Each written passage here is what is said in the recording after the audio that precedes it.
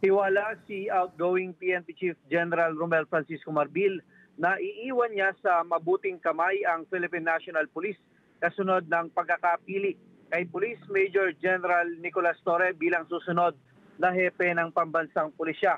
Git ni Marbil, kumpiyansa siya na ipagpapatuloy ni General Torre ang maayos na pamumuno sa PNP at tututukan ito ang kanilang anti-criminality campaign na nagresulta niya sa pagbaba ng krimen na napansin din ni Pangulong Ferdinand Marcos Jr. Marami na rin daw na mahalagang posisyon na hinawakan si Torre at kilala ito sa kanyang matatag na paninindigan para sa internal reform, community relation at husay sa investigasyon.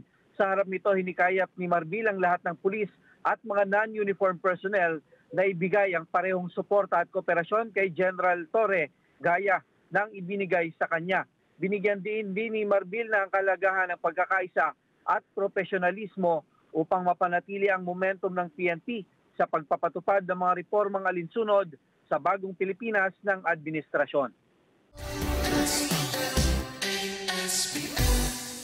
Let's get together, Sunday 25.